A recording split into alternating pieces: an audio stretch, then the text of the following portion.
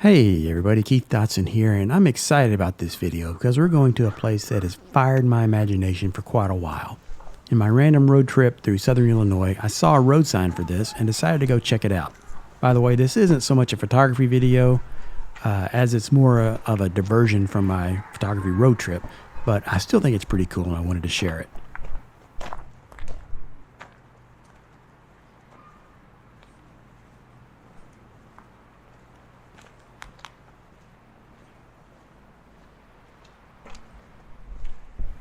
That's the Ohio River down there. We are going to see the Cave-in Rock, which is this weird natural cave formation inside a rock ledge along the Ohio River in Illinois. The cave itself is cool enough, but I first heard about it in reading about two notorious early American outlaws known as the Harpe Brothers.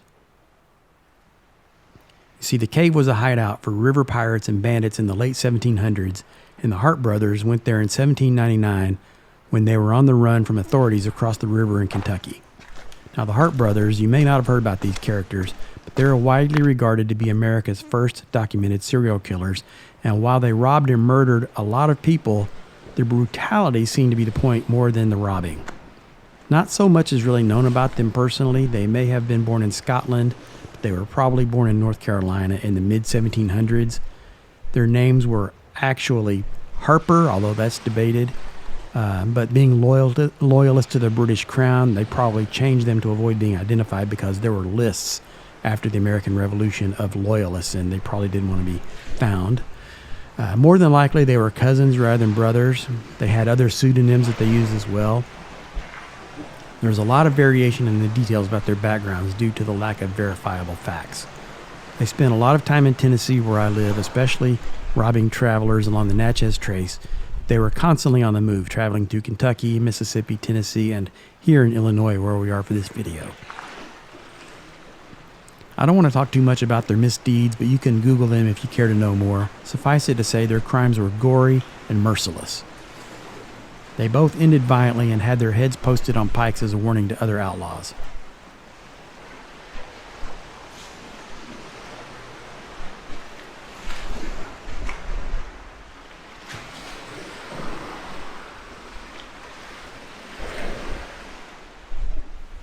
And there it is, the Cave-in Rock.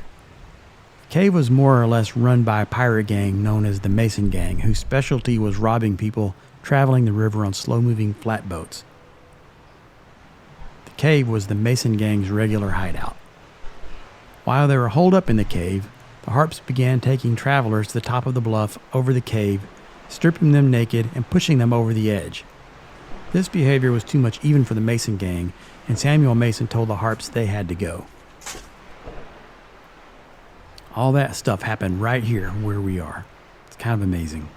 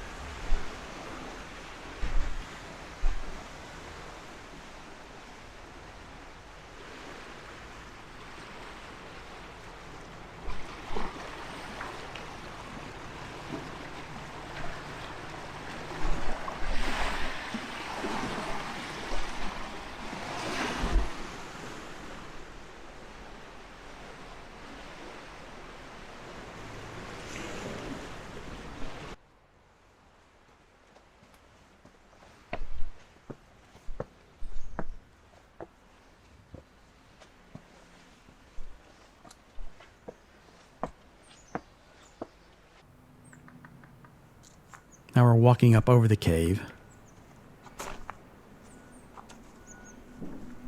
This is the source of the daylight we saw inside. I think it's a natural crevasse that someone had augmented and screened off at some point in time.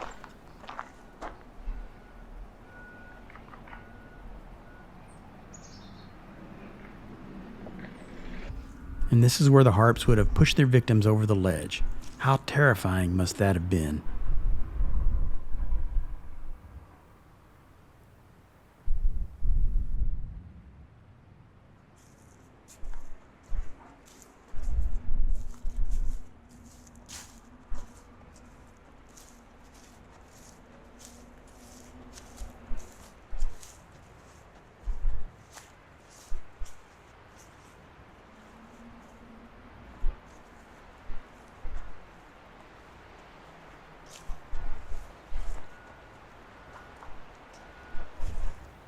I did shoot one rather lackluster landscape photograph of the river from up here. You can see Kentucky on the other side. This is probably pretty much the same unchanged view as the outlaws saw it over 220 years ago. But I did enjoy seeing these shafts of sunlight on the far horizon, though. Well, I hope you enjoyed this little bit of notorious American history. Thanks for watching. Be sure to visit my website at keithdotson.com.